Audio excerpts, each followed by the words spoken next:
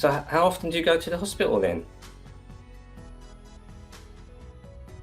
Oh, that must take you a few hours, yeah?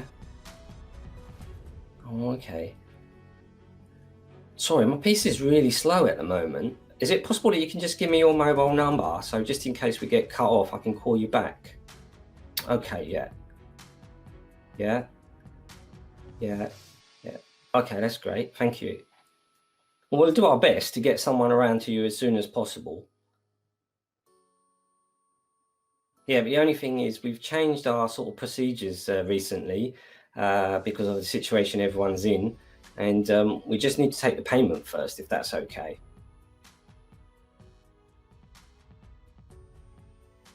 Of course we can. How are you, by the way? Sorry, I didn't catch your first name. Can you let me know your first name, please? Oh, okay, great. Oh, that must be really painful. Yeah, yeah. So how often do you go to the hospital then? Oh, that must take you a few hours, yeah? Oh, okay. Sorry, my PC is really slow at the moment. Is it possible that you can just give me your mobile number, so just in case we get cut off, I can call you back? Okay, yeah. Yeah, yeah, yeah. Okay, that's great. Thank you. Well, we'll do our best to get someone around to you as soon as possible. Yeah, but the only thing is we've changed our sort of procedures recently because of the situation everyone's in, and we just need to take the payment first, if that's okay. Once the tradesman comes around, you'll get a refund, and then we'll charge you the full price later on. It's just a new security feature we've introduced in the company. Yeah, I hope you understand. Yeah, so sorry about all the inconvenience. Yeah, I'm calling from the call center at the moment. We're only doing this offer for this week. Yeah, so I'd advise you to get it fixed before the winter kicks in. Okay. All right then. Yeah, if you could just give me your credit card number, please. Yeah, and the expiry date. Yeah, and the 3 digits on the back of the card, please. Okay, that's great. We'll have someone there on Tuesday for you, around about 4 o'clock. Is that okay? All right then. All right, you take care and look after yourself. All right then. Bye.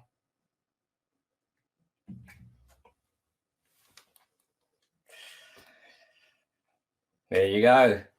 You don't know who's been scammed, really, do you? Yeah. So your parents, they might have got a call from someone, and what's happened is they've sort of created this story for them. And your parents, they're quite loving and gullible, and what they really want to do is just, help people out, but they don't realize there's different ways of scamming in the 21st century, and people will start extracting little bits of information from them. What I want to share with you today is how to avoid pitfalls and how to sort of coax your parents into knowing what to do in terms of answering the phone and not answering the phone. Just hold that thought for a second. I'm just going to change the lighting a little bit. Okay, it's me. In case you don't know who I am, my name is Hitesh Daudia. I basically help home carers who are looking after their elderly parents and also startup entrepreneurs create a more balanced lifestyle. So what I was trying to create just there was a little scenario that your parents might not be aware of. And someone might call them while you're at work. You might be upstairs in the house and they might pick up the phone downstairs, and this person is trying to extract information out of them. They're just thinking they're doing something nice and they're helping somebody out, yeah? But we can do a few things to counteract these measures. And because of the situation we're all in at the moment, everybody's shopping online, there's more opportunities for scammers to scam the elderly or the vulnerable. I want to do things that I'll pass on to you in this video. And if you feel that it's going to help somebody else, then share it with them as well. The way we can protect each other is if we share good information, good content around. It will definitely stop the scammers, that's for sure. So today's topic, again, as you probably clued on by now, it's about how to stop scammers when they're cold calling your elderly parents and what we can do about that. So I just want to give you a quick stat. Action fraud data reveals UK consumers lost over 197 million to investment fraud in 2018. And I've just read recently of this year, it was higher than that. That's been printed in the newspaper. And, there's all different types of scams. There might be things like impersonation scams. So this is when a fraudster is pretending to be someone legitimate from a company. It might be HMRC saying that you've got to pay this fee, otherwise you're going to get a fine. And so the person gets all panicky, thinking, oh no, I've got to do this now. Or they might be impersonating a bank, or they might be impersonating, any institution or company that you hold high in regard. And if they call you, you think, oh, you've got to answer them. Yeah. So you just want to be a little bit careful of that. The other ones are purchase scams. These are scams that happen on the internet and websites pretending to be a legitimate company. If you don't look at the website address correctly, you might realize that they've cloned a company's website exactly to the T, apart from there's a few things that are a little bit askew with. So, you need to be a little bit on top of that. And if your parents, they're joining this new revolution where we've got video technology, they've been given access to maybe Facebook or WhatsApp. And so you want to be a little bit more careful on how they're using it, because they might be clicking around and they might click on something and it might end up taking them to another website. The other one is data harvesting scams. And basically what happens here is this is where the person will cold call your folks, and they might ring at a certain time to see if someone's in the house or not. If they pick up the phone and know, okay, the person's in the house, then they'll ring at another time during the day and another time during the day. So they will spread this out and they'll get a time pattern of when someone's in the house and when someone's not. The other time, they might just extract one piece of information. They might ask for their first name. And the next time or the next day they call, or a week later, they might ask for their mobile number or some other piece of information. So they're data harvesting, they're collecting this information, and they'll get to a point where they'll have a lot of information about that person. They might just divulge this information without even knowing that this person's collecting it, because one time it might be a man that rings, next time it might be a woman, and so they think it's not the same person. The other one is you've got PayPal fraud, and scams. So a lot of these most of it is secure. If you're like me, and you're sort of my age group, pretty clued up, if someone's trying to scam you, but your parents do not. And this is where you've got to be a little bit on your A game and making sure that they are aware of if someone calls, what to do, if someone's knocking at the door, what to do, and just make them a little bit more aware. I've seen recently is someone sent me a link, text message, I can't remember whether it was on WhatsApp or through Facebook Messenger. And basically all it said, oh, here's a picture of you. And that's all it had. And then you'll be thinking, picture of me? I haven't given anyone any pictures. And so you want to click on that to find out what it is. Well, this one lady done that, same thing. She clicked on it. And what happened is automatically she was in her email account when she got that message. She clicked on it and it locked her email account. The scammers turned around and said to her that she has to pay a £99 fee before they can unlock it. And so she gullibly did. She paid it with the credit card, and then they asked to remote onto her machine. And what they did is they started extracting, they must have run a script where it starts extracting all of the files and data, and she could see all of these files or numbers going across the screen. And so she just switched the machine off. I'm not saying that, that can happen, but that's something that has happened to somebody else. I'm not saying it's going to happen to you. She might have not had any antivirus protection, on her PC. She might have not had the firewall activated. I'll talk about these in future episodes on how to go about finding the best software, how to protect your PC, and just make sure that you are secure in this 21st century with the modern age of technology and what we are going through. Making sure your parents, if they're on their tablet and they're playing a game, they might go onto their Facebook. Someone might send a messenger with a link and they might just click on it.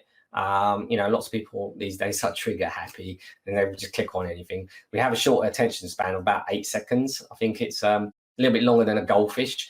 Yeah, but you're scrolling through your feeds, you'll just click on anything that you see that takes your fancy. So, you just got to be a bit vigilant and careful like that as well. Sort of share a little bit about how you can spot these things, but There's also investment scams that are going out there, right? And I just want to clarify this as well. Your parents, they might have their savings in the bank account.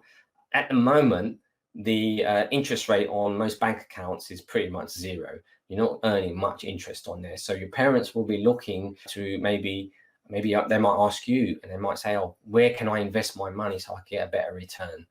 But scammers know that the elderly have money in their pensions, and they want to extract that information. So they want to extract that money to use for themselves.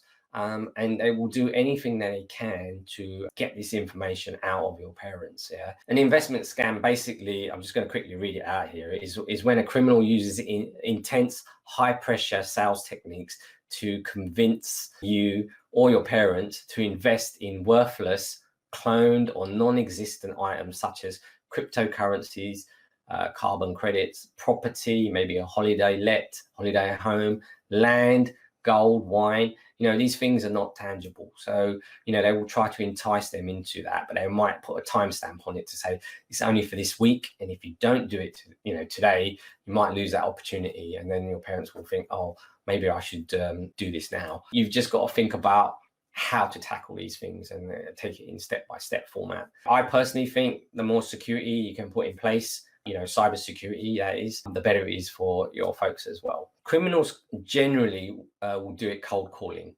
because they know that they don't have to see someone face to face, and they could put on any voice that they want, even if it's a woman calling, and then your mum and dad might think, oh, this is someone actually calling from the call center. And so they create that environment. There'll be some noise in the background, so people think they are actually in a call center, and just to make it more a real life like. They really do pressure people to say, like, you need to do it by a certain time. That's one way of spotting it. If someone, for you and me, it's not a problem. Right? If we see someone trying to pressure us about making a payment for whatever it is, well, a message or a light bulb will go off in our head saying, okay, what is this? Is it a scam?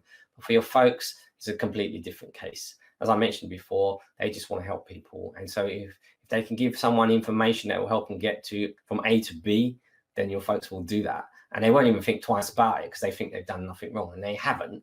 But we need to just educate them a little bit, especially in the holiday season. Scamming is thrive. It's laid out on a plate for most scammers because they know that lots of people will be looking for deals and looking for this and looking for that.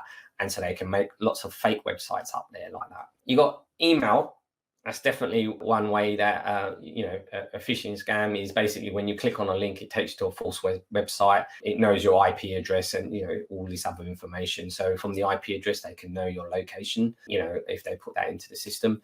So you need to make sure that things like this are masked, and you've got software on your devices that's protecting you from this sort of information. So cybersecurity, I suppose they call it. You've just got to be a little bit more vigilant on that. Social media as well. Most people on many social media platforms, if you're not aware, someone might send you a link and you might think, well, who's this person? I don't know this person.